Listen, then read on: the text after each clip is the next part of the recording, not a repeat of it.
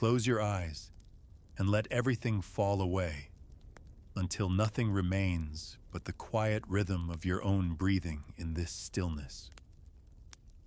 The world has grown very quiet now, and you find yourself standing at the entrance of a small, ancient wooden building. A single paper lantern hangs beside the doorway, casting a pale amber glow across the worn stone step beneath your feet. The air carries a faint scent of aged hinoki cypress, that particular sweetness of wood that has absorbed decades of careful attention. You step inside, and the cool night air gives way to a gentle warmth that rises from the polished wooden floor. The space is narrow and hushed, lit only by a row of small lanterns that line a counter carved from a single plank. That counter stretches before you like a quiet stage, its surface worn to a deep, honeyed sheen by the passing of countless hands. You settle onto a low wooden stool, and the grain of the seat presses gently against your palms as you rest them there. The counter before you is bare, wiped perfectly clean, and its surface holds a faint reflection of the lantern light above. Behind this counter stands a single figure, a man in a crisp white jacket, his sleeves folded precisely to the middle of each forearm. His head is slightly bowed, and his hands rest at his sides with a stillness that suggests a lifetime of practiced composure. This is the shokunin, the master craftsman, and everything about his posture speaks of patience that has been refined across many silent years. He does not look up or greet you with words, and instead he simply begins, as though the work itself is the only welcome needed.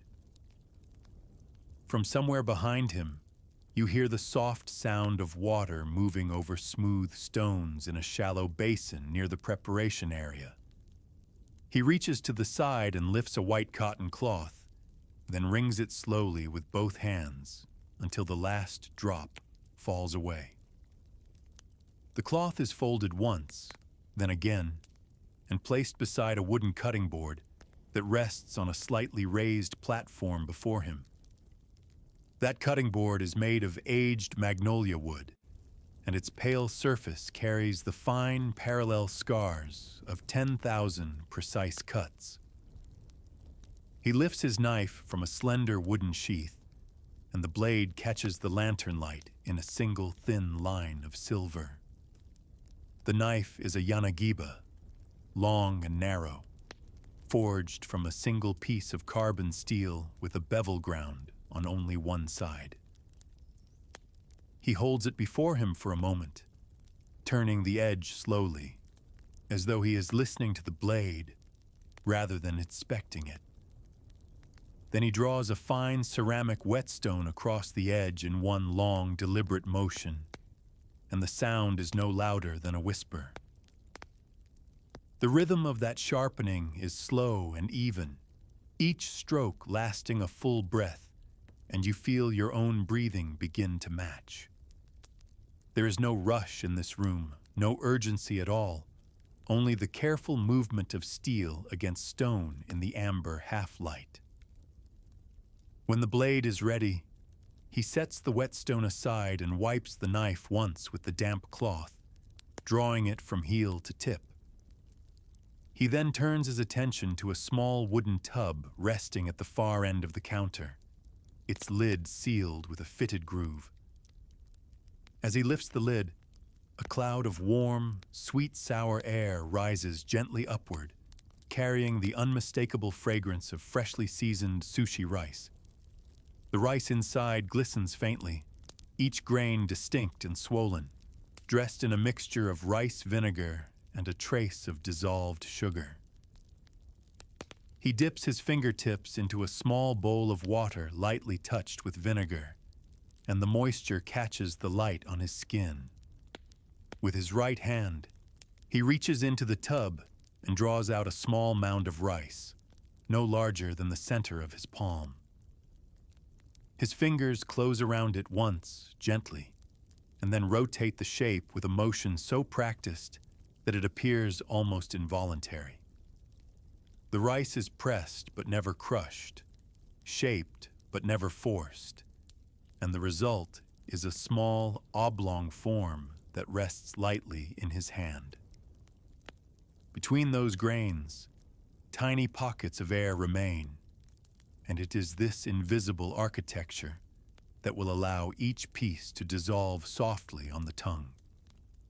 He sets the rice form down on the bare counter, and it sits there in the lamplight like a small, quiet monument to patience.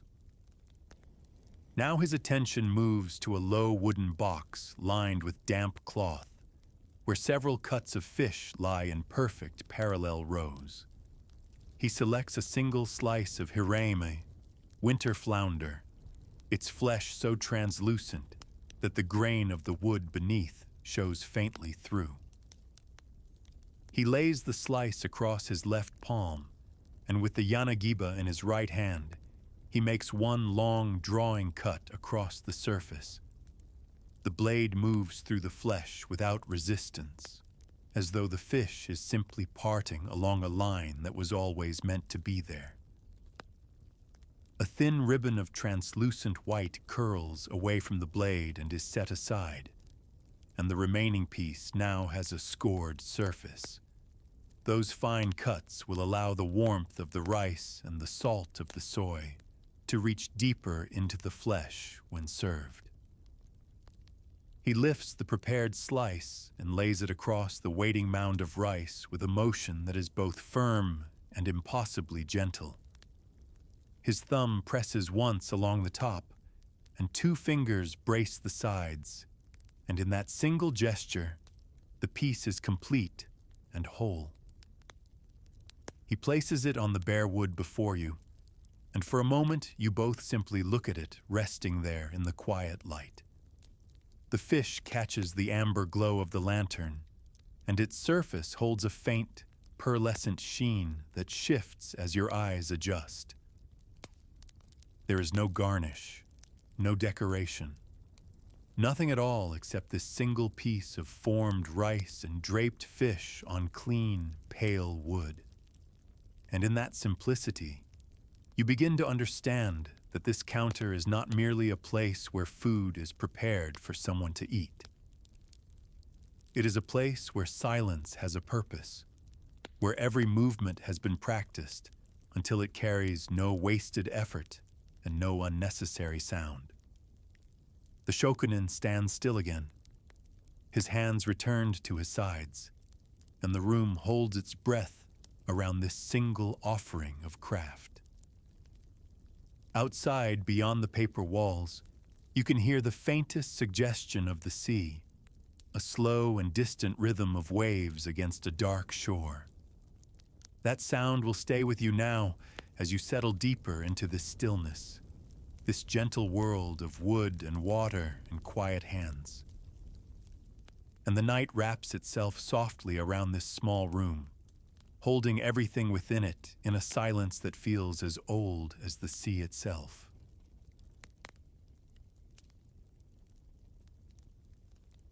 The counter fades behind you now, and the lantern light gives way to something cooler, something that carries the salt of open water on its breath.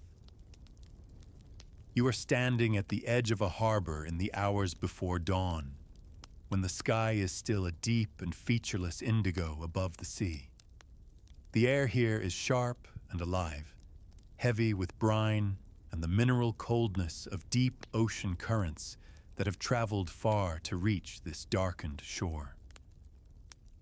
Wooden fishing boats rest along the dock, their hulls dark with moisture, and the ropes that hold them creak softly against their iron cleats in the gentle swell.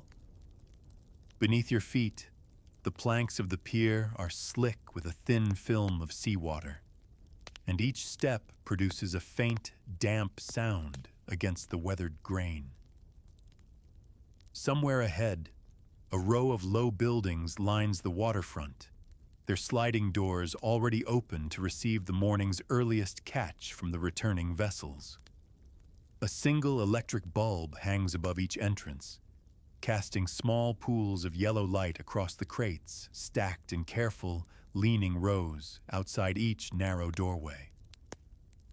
You move closer, and the smell shifts from open salt air to something deeper and more concentrated. The rich marine scent of fish resting on beds of crushed ice. It is not unpleasant, but ancient and particular. The smell of the sea condensed into the silver bodies of creatures drawn from its cold interior overnight. Inside the nearest building, men in rubber boots move between rows of long wooden tables where the catch has been arranged in careful lines for quiet inspection. Their voices are low and unhurried, barely rising above the sound of shifting ice, and their hands carry the same deliberate care you witnessed at the counter last night. A man lifts a whole winter yellowtail from a bed of shaved ice and turns it slowly beneath the light, examining the firmness of its belly with his thumb. He presses once behind the gill plate, studies the color of the flesh revealed beneath the silver edge, and sets the fish back down without a single word. That single gesture carries years of accumulated knowledge, the ability to read in the texture and hue of raw flesh an entire history of the creature before him. Where it swam, how cold the current, how long since it left the sea. All of this is written quietly in the meat beneath the skin. For the shokunin, the work of sushi does not begin at the counter but here, in this cold and quiet hour before the rest of the city stirs awake. Every choice made beneath these dim hanging bulbs will shape what appears on clean wood tonight, and so the selection of each fish is the first act of craft. Further along the table, a block of maguro tuna rests on a sheet of waxed paper, its cross-section exposed where the auctioneer's blade has made one clean cut. The flesh is a deep, almost luminous red near the spine, shifting gradually toward a pale, marbled pink where ribbons of fat have gathered near the belly wall. This gradient from lean akami to rich toro is not merely a matter of flavor, but a map of the animal's life written in layers of muscle and stored energy. The buyer draws a small metal hook across the exposed surface and lifts it close to the light, reading the oil content in the way the flesh catches the glow. He studies the thin strand of fat clinging to the metal, and in that gesture, an entire season of the tuna's feeding is read and quietly understood. He nods once to himself, and the transaction is completed with a quiet exchange of paper slips and a shallow bow between the two men at the table. The tuna block is wrapped in several layers of damp cloth and placed into an insulated wooden box for the slow journey back to the waiting counter. Outside again, the sky has begun to shift almost imperceptibly, the blackness above the harbor softening toward a dark steel blue along the low eastern horizon. The boats rock gently in the swell, and their tall masts trace slow arcs against the fading stars, like the needles of enormous silent metronomes keeping time. This ritual of the morning market has been unbroken for generations, stretching back through centuries of Japanese coastal life to a time before written records began. Long before sushi existed in any form you might recognize, these harbors supplied the villages along the shore with the essential protein of their daily catch. The bond between the Japanese people and the surrounding sea is among the oldest of any island civilization, a connection as deep and constant as the tides themselves. An archipelago wrapped on every side by cold, nutrient-rich currents, Japan was shaped by the ocean long before it was shaped by the plow or the forge. The fish that arrived on these shores each morning dictated the deep rhythm of coastal life, and the seasons were marked not by blossoms alone, but by migrations. Spring brought the lean, bright flesh of bonito racing northward, and autumn returned them southward again, heavy with fat stored during the warmer months at open sea. Every species carried its own calendar, and the shokunin's knowledge of these patterns is a living inheritance passed not through books, but through years of silent observation.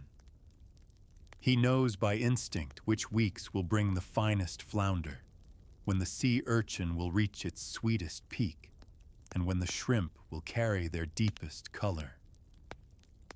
This wisdom begins here, in the cold and the salt air, before the sun has touched the water and before the first grain of rice is washed clean. The wooden box is lifted onto a small truck, and the market begins to thin as buyers carry their wrapped selections into the slowly waking city. You follow the quiet journey back through narrow streets still heavy with the last hours of darkness, past closed shop fronts and sleeping houses draped in deep blue shadow. The box rides steadily in the back, wrapped in its damp cloth, and inside the flesh rests at the precise temperature that will preserve its condition.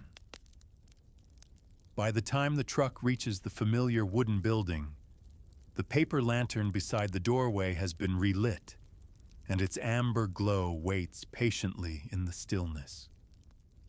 The fish will rest now in the cool darkness of the preparation room, and soon the shokunin will begin the next quiet stage of his patient work. And you will follow him there, into the deeper story that lives inside each grain of rice, a story that stretches back thousands of years before this night began.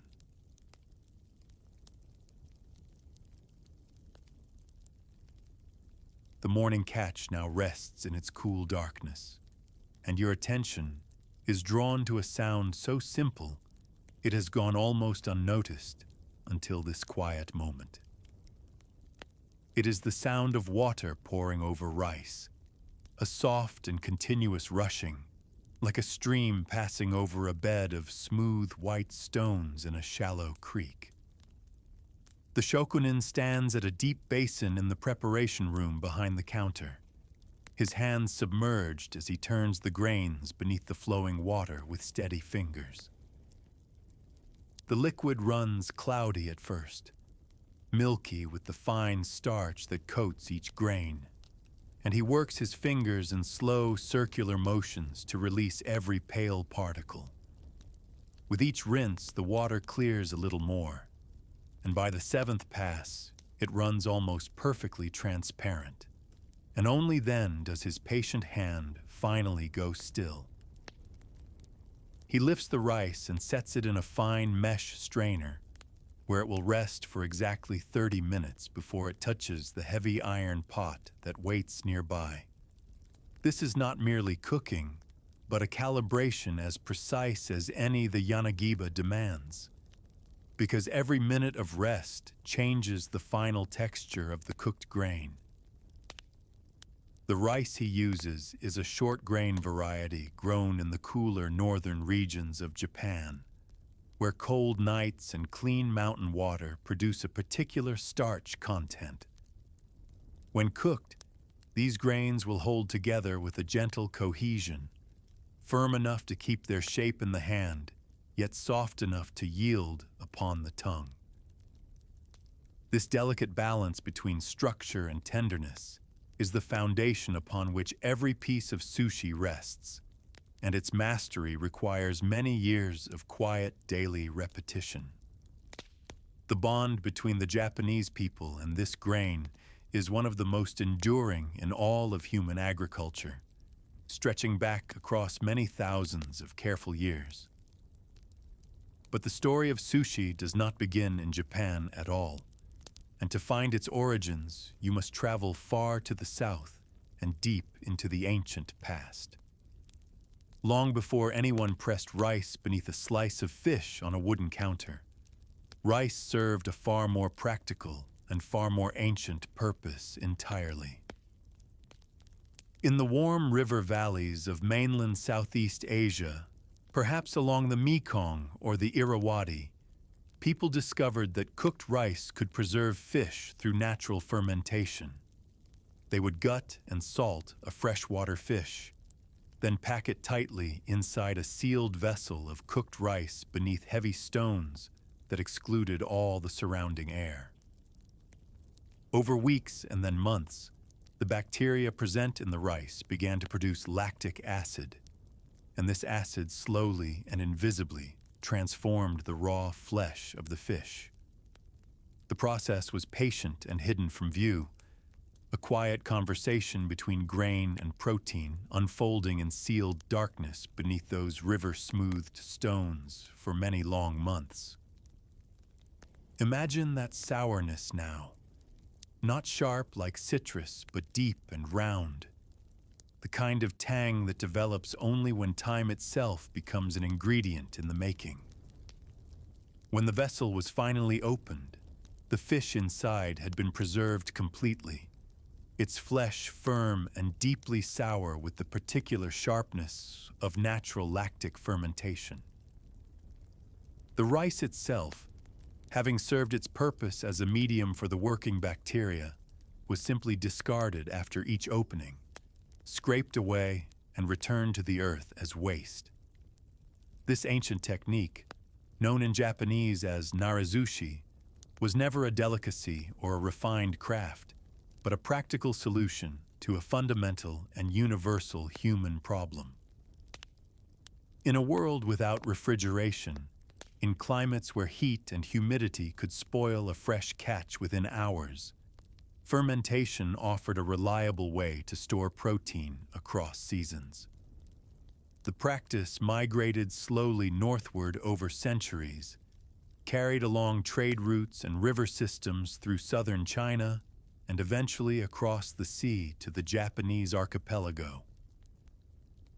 By the time it reached the shores of Japan, perhaps around the 8th century, the technique had been refined across countless generations of careful and unnamed hands. In Japan, narazushi found a natural home near Lake Biwa, the vast freshwater lake in the central highlands of Honshu, near the ancient imperial capital of Kyoto. The lake was rich with a species of crucian carp called funa, and the surrounding paddies provided an endless and renewing supply of the essential fermenting medium. The fish were caught in the shallows, cleaned, salted heavily for several weeks, and then packed into barrels of cooked rice where they remained for as long as 3 years.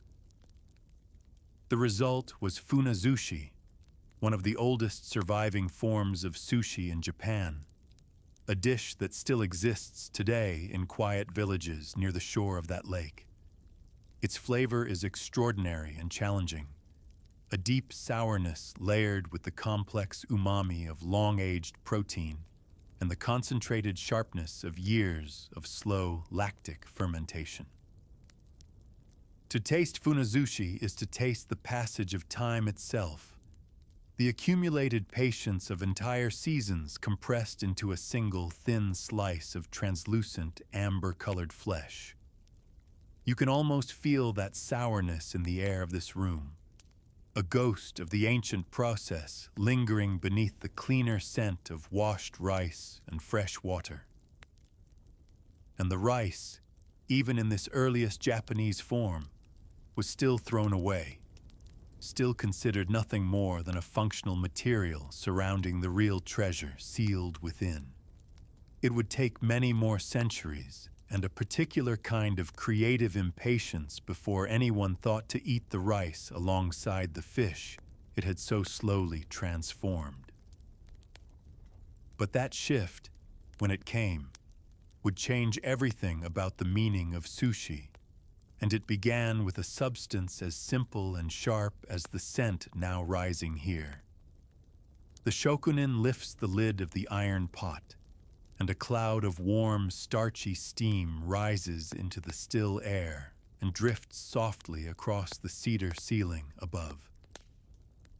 He transfers the cooked rice into a wide, shallow wooden tub called a hangare, its pale cypress surface drawing the excess moisture gently from the steaming grains below. With a flat wooden paddle, he begins to fold the rice in broad, careful strokes, while a thin stream of seasoned vinegar is poured slowly across the warm surface.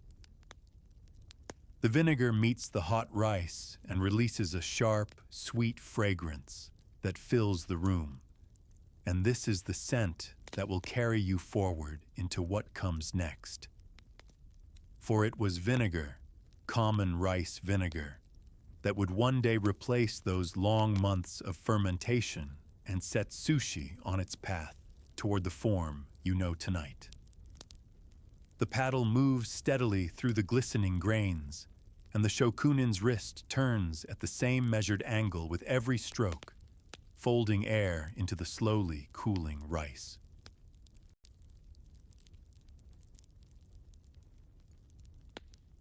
The sharp, clean fragrance of rice vinegar still hangs in the air as the shokunin sets down his paddle and studies the glistening rice before him in the tub. Each grain now carries a thin, glossy coat of seasoning, and the surface of the rice catches the lantern light with a faint iridescence that shifts as you watch. The warmth is fading slowly from the tub, and the texture of the grains is settling into that precise firmness that will hold under the gentlest pressure of a hand. This act of dressing warm rice with vinegar may seem like a small and unremarkable step in the preparation of a single evening's meal at this quiet counter.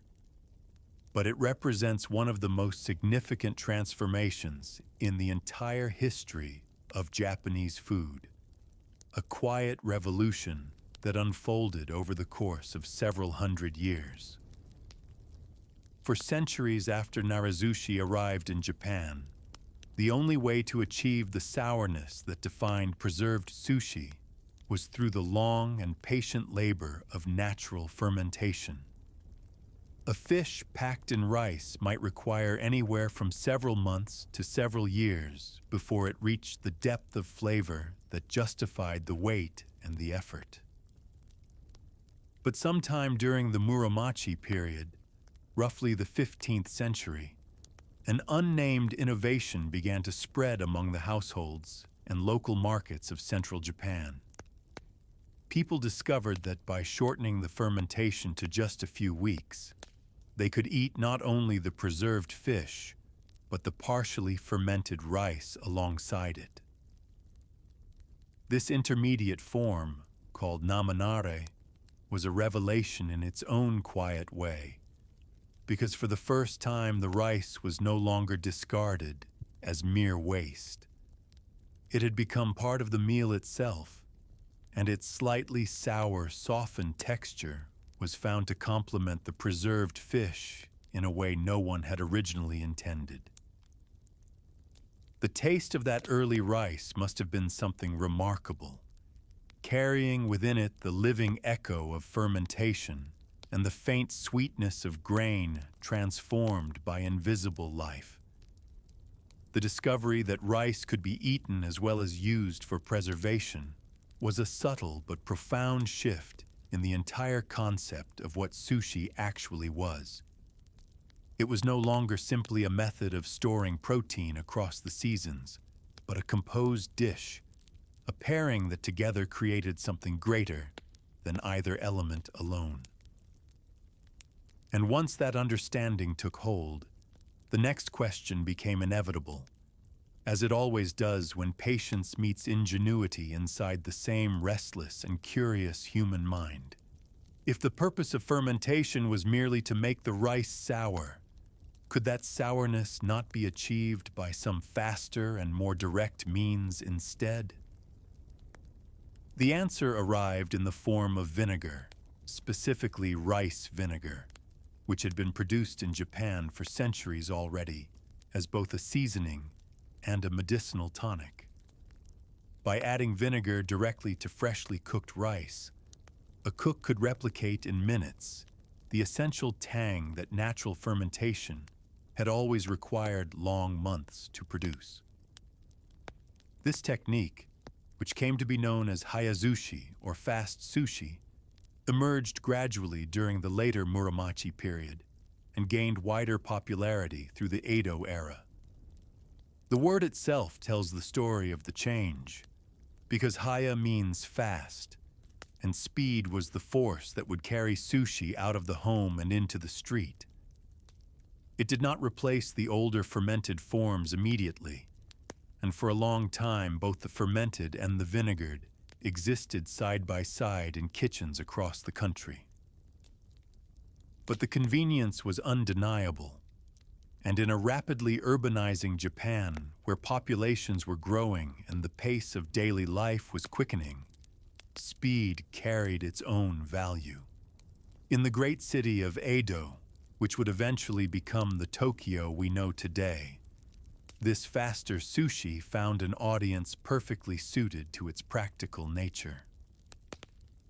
A particular variety of rice vinegar played a central role in defining the flavor of this new era, a dark vinegar known as akazu, or red vinegar.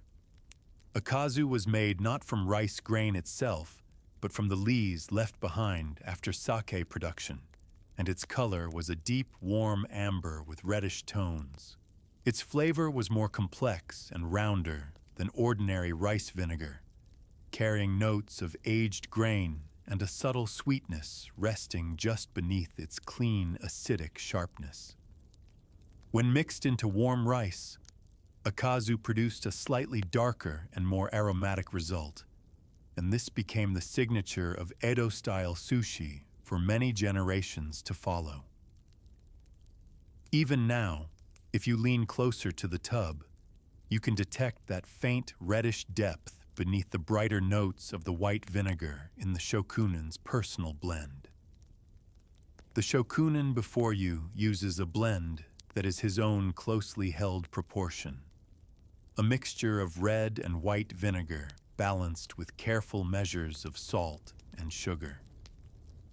He learned this particular ratio from his teacher, who learned it from the teacher before him, and so the recipe extends backward like a thread through decades of practice. He fans the rice gently with a flat wooden fan held in his left hand, while the right continues to fold and turn the grains steadily with the paddle. The fanning cools the surface and sets the outer starch, creating a slight resistance on the outside of each grain that gives the finished rice its characteristic sheen.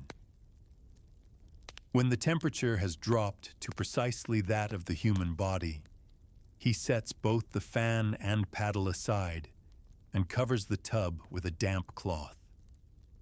The rice will rest now, breathing quietly under this cover, and it will remain at this warmth throughout the evening, never refrigerated and never reheated once dressed. This insistence on body temperature is not tradition for its own sake, but a matter of sensory precision that the shokunen understands in his hands before his mind. Rice that is too cool feels heavy and inert upon the tongue, while rice that is too warm dissolves before the palate can register its delicate structure. At the temperature of a living hand, the rice achieves a gentle presence in the mouth, warm enough to release its fragrance and yielding enough to slowly melt. And it was this living warmth, this quality of immediacy, that would define the next great transformation of sushi on the lantern-lit streets of old Edo just ahead. The preparation room grows still, and the scent of vinegar and cedar settles into the surrounding wood like a memory folding itself gently into the grain of the walls.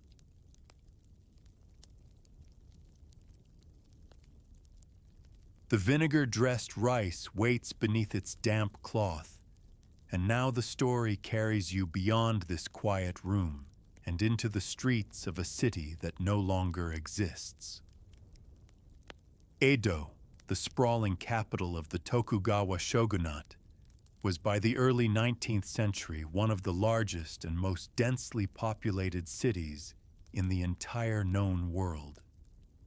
More than 1 million people lived within its borders, packed into wooden neighborhoods that spread outward from the shogun's great fortified castle at the city's guarded center.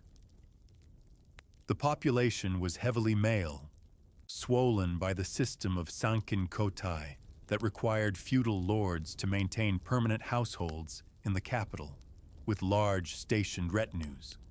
Samurai, laborers, merchants, and craftsmen filled the narrow streets, and most of them lived in small rented rooms with no kitchens and very little time for cooking. The city smelled of wood smoke and river water and salt carried inland from the bay, and its rhythms were set by the movement of working men between duty and rest.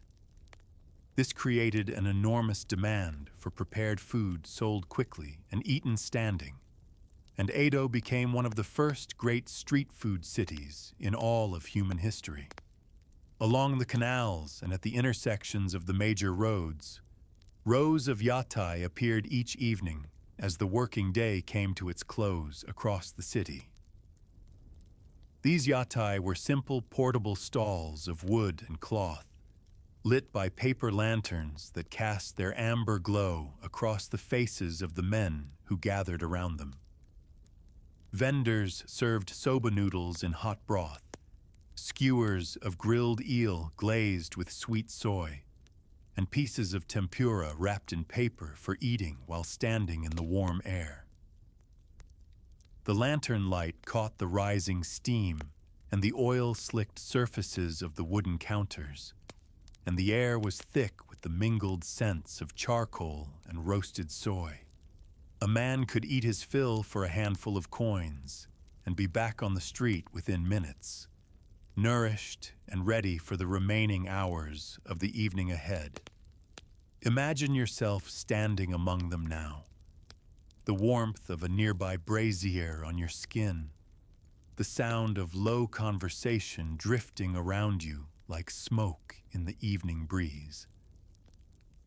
And it was in this world of speed and appetite and improvisation that the form of sushi you would recognize today was born from one craftsman's decisive insight.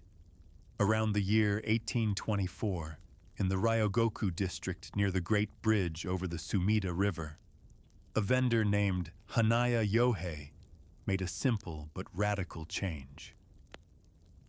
Rather than pressing vinegared rice and fish into a wooden mold and allowing them to set overnight, as was the common oshizushi tradition carried from Osaka, Yohei worked by hand. He shaped a small mound of warm seasoned rice in his palm and laid a prepared slice of fish from the bay across its curved top. Then he served it immediately to the waiting customer, and in that act of speed and simplicity, an entirely new tradition was born on the spot. This was nigiri sushi, hand-pressed sushi, and its genius lay not in any single technique, but in the radical compression of time between preparation and the act of eating. There was no mold, no wait, no overnight wait, just the direct and intimate contact of the craftsman's hand shaping rice and fish into a single immediate offering. The fish came from the waters just beyond the city's edge, the rich tidal flats and channels of Edo Mai, the bay that gave this entire style its lasting name. Edo Mai seafood included kohada, a small silver-scaled gizzard shad prized for its clean flavor, as well as anago conger eel and the various seasonal tunas of the bay. Many of these fish were not served raw as they often are today, but were cured or simmered or marinated carefully to extend their freshness without any refrigeration. The shrimp were boiled and butterflied open. The anago was braised slowly in a sweet soy broth, and the kohada was packed in salt and then bathed in sharp vinegar. Each preparation was itself a small act of craft, a way of drawing out and concentrating the natural character of the ingredient through patient and deliberate technique over hours.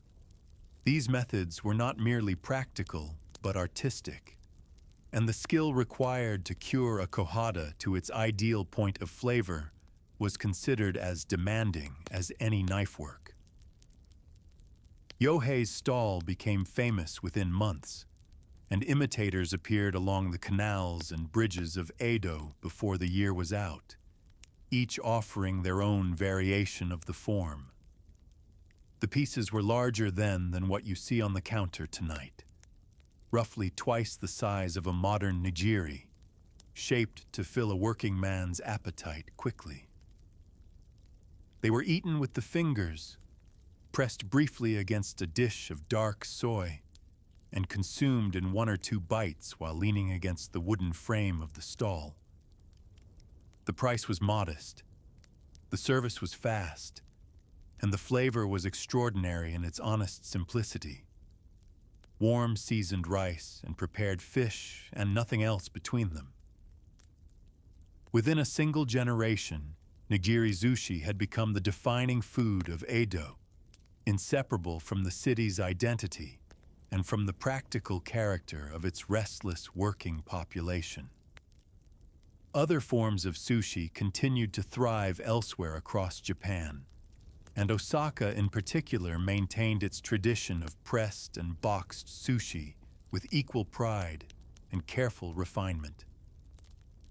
But it was the Edo style, the hand-formed nigiri eaten fresh at the counter or the stall, that would eventually travel beyond Japan and represent sushi to the entire world. The lanterns along the canal would burn for another full century before the modern age began to reshape both the city and the food that had been born inside it. And the spirit of those stalls, that direct intimacy between the hand that shapes and the mouth that receives, still lives within this quiet room where you sit tonight. The counter before you is the last descendant of those open-air wooden stands, refined and quieted, but carrying the same essential promise of craft, offered without distance or ceremony.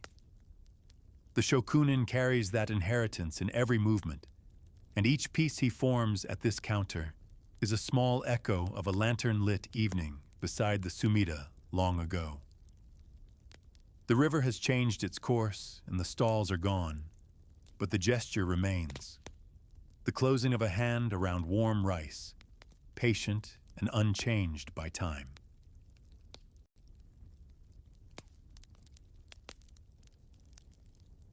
The memory of those lantern-lit stalls recedes gently now, and the story settles once more into the quiet room where the shokunin stands behind his polished counter.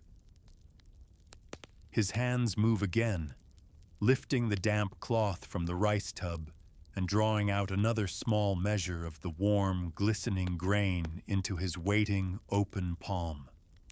He shapes it with 2 gentle compressions, and the movement is so fluid and brief that it seems less like a learned technique than an involuntary reflex of the body. The path to this effortless precision is extraordinarily long, and in the traditional system of apprenticeship, it follows a strict and unyielding sequence of carefully graduated stages. A young apprentice entering a sushi restaurant in the older tradition would not be permitted to touch fish or rice for the first several years of his training. His duties would begin with cleaning, washing dishes, and observing in complete silence, learning the rhythms and unspoken expectations of the kitchen through the body rather than the mind. He would watch the master's hands for hours each day, memorizing the angle of the wrist and the pressure of each finger without ever being invited to ask a question. In the evenings, after the last guest had gone and the counter had been wiped clean, the apprentice would practice alone with cold rice until his hands ached. Only after years of this foundation would he be permitted to prepare the rice, and rice alone would occupy his entire attention for several more years beyond that point. The reasoning behind this patience was not cruelty or rigidity, but a deep belief that the hands must learn before the conscious mind begins to understand what they are doing. Rice is the foundation of every piece of sushi, and if the rice is wrong, then no quality of fish and no knife work can compensate for that failure. The apprentice would learn to wash rice by touch alone, to judge the water's clarity without looking, and to sense the precise moment when the grain had soaked long enough.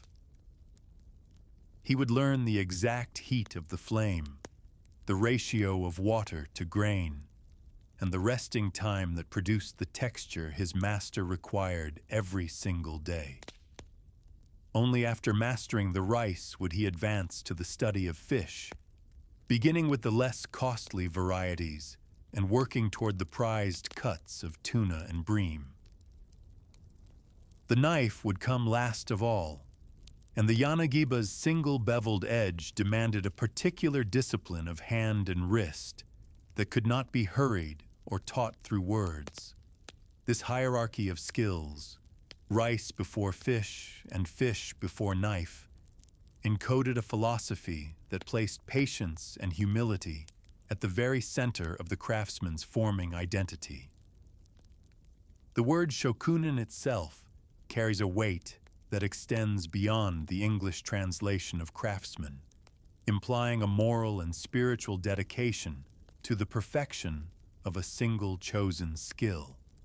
A shokunin is someone who has given an entire life to the pursuit of one discipline, refining it daily and measuring progress not in years, but across whole decades. The great sushi masters of the 20th century spent entire lifetimes behind their counters, some working well into their 80s with hands that never lost their quiet certainty. They spoke little about their art and preferred to let the work itself communicate, believing that the truest expression of mastery was a silence filled with visible competence and care. The 20th century, however, also brought transformations that the old masters of the Edo stalls could never have imagined in their evenings beside the lantern-lit river. Refrigeration arrived in Japan in the early 1900s and fundamentally changed the relationship between sushi and time that had governed the craft for many unbroken centuries. For the first time, fish could be kept fresh over long distances and extended periods, and the ancient techniques of curing and marinating became choices rather than absolute necessities. Raw fish, served completely uncooked over vinegared rice, became the dominant presentation, and the range of available ingredients expanded far beyond the local waters of any single bay. Tuna from distant oceans could now arrive at the counter in perfect condition, its flesh still holding the cold clarity of waters it had left only hours before. Salmon, which had never been part of the traditional Edo Mai vocabulary, eventually found its place on counters across the country as tastes continued to evolve. After the devastation of the Second World War, as Japan rebuilt its shattered cities and its economy, sushi underwent yet another transformation that would carry it across the world. In 1958, an entrepreneur in Osaka named Shiraishi Yoshiaki opened the first kaiten sushi restaurant, where small plates traveled past seated diners on a mechanical conveyor belt. The innovation democratized sushi completely, removing the quiet intimidation of the traditional counter and making it accessible to families and casual diners at a fraction of the former cost. Kaiten sushi spread rapidly across Japan and then internationally, and it introduced millions of people to the basic forms of nigiri and maki for the very first time in their lives. By the 1960s and 70s, sushi had begun to appear in the United States, first in Los Angeles and then in New York and other cities across the country. The California roll, created with avocado and crab inside rice wrapped around seaweed, was designed to ease Western diners into an unfamiliar cuisine through familiar flavors and textures. A technique born from the necessity of preserving fish in tropical river valleys had become, across 3,000 years, a symbol of refinement served in every major city on Earth. And yet here, at this counter tonight, the shokunin works as though none of that vast history has any bearing on the single piece forming now between his patient fingers. His world has narrowed to the width of this wooden surface, to the temperature of the rice, the angle of the blade, and the silence that holds everything gently together. The centuries have passed through this room like water through a net, leaving behind only what is essential and carrying away everything that was never truly needed here. He places the finished piece before you, and its geometry is so precise and quietly resolved that it seems less made by a hand than simply arrived, whole and complete. The fish rests on the rice with the same ease as a leaf resting on still water, and the line where the two meet is seamless and perfectly calm.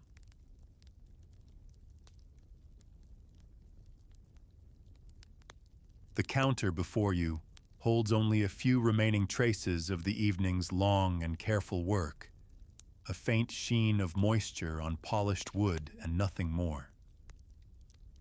The shokunin reaches for a small rectangular pan that has been warming gently on a low flame behind the preparation area, just beyond your line of sight. The pan is made of copper lined with tin, and its surface has been oiled lightly with a cloth dipped in a neutral fat that carries almost no scent. He pours a thin layer of beaten egg into the pan, and it spreads across the warm metal in a slow, golden wave that barely makes a sound. When the first layer has set to a soft firmness, he folds it forward with long cooking chopsticks, rolling it gently toward the far edge of the pan.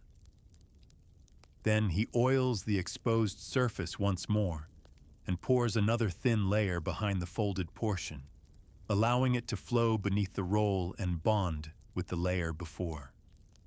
This process repeats slowly, layer upon layer, fold upon fold, until the tamago has built itself into a dense rectangular block of golden strata, resting quietly in the pan.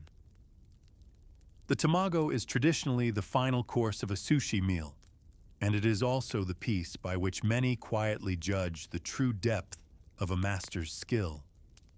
It requires no rare fish and no exotic ingredient, only egg and dashi stock and sugar and the patient hand of someone who understands heat and timing without thought. He lifts the finished block from the pan and sets it on the cutting board, where it rests with a slight pillowy give beneath the flat of the waiting blade. A single cut divides it cleanly, and the cross-section reveals the many thin layers compressed together, each one a slightly different shade of pale and deeper gold within. He shapes one last mound of rice in his palm, pressing it gently twice, and lays the warm slice of tamago across its top with a slow and final gesture. A thin strip of dark nori seaweed is wrapped around the center to hold them together, and the finished piece is placed before you on the bare wooden counter. The tamago catches the lantern light differently than the fish that came before it, glowing with an opaque warmth that resembles amber or the last light of a fading afternoon. Its sweetness reaches you before you taste it, a faint caramel suggestion carried on the warmth still rising from the freshly cooked egg and the seasoned rice beneath it. There is something deeply comforting in the simplicity of this final offering, the way it asks for nothing from you except the willingness to receive what has been carefully made. And with this piece, the meal is complete, and the counter begins to empty of everything except the quietness that has been present here since you first arrived tonight. The shokunin lifts his knife one final time, wipes it slowly from heel to tip with the damp cloth, and slides it back into its slender wooden sheath.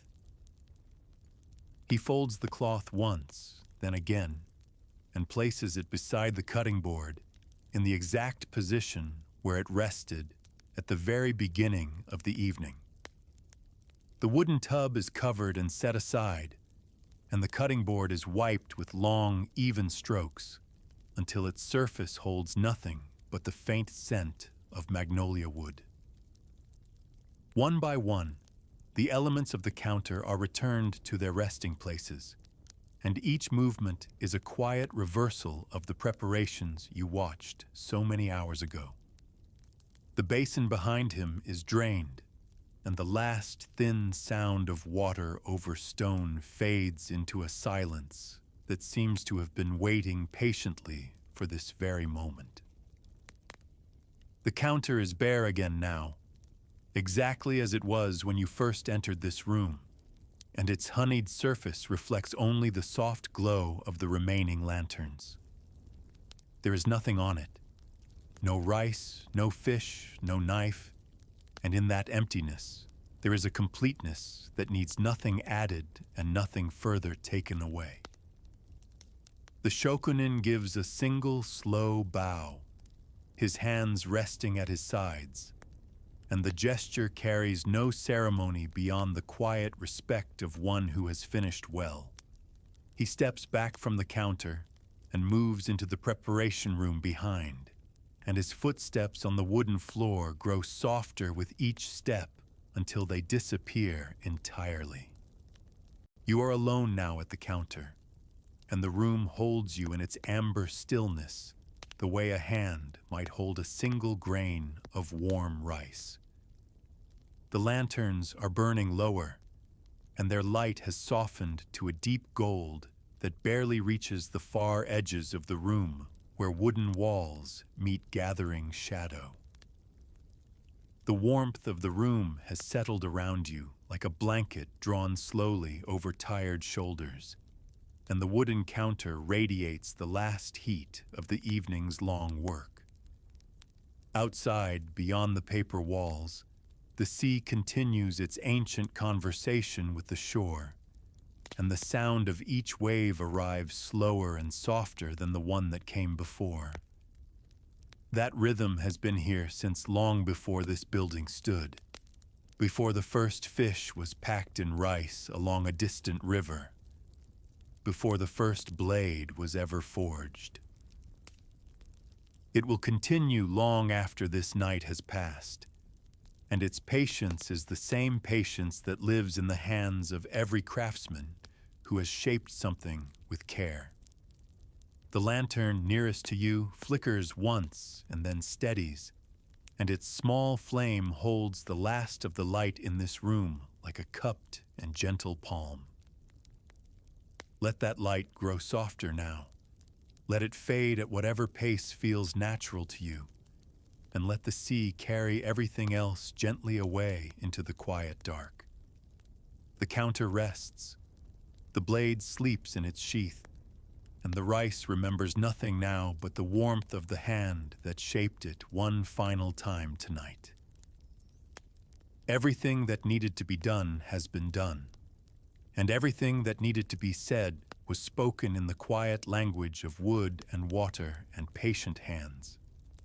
And you rest here too, in this stillness, in this warmth, with nothing left to hold and nothing left to do but breathe and let the night carry you softly.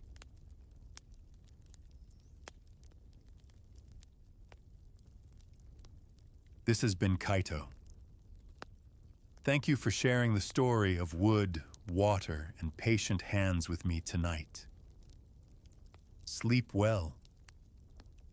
Good night.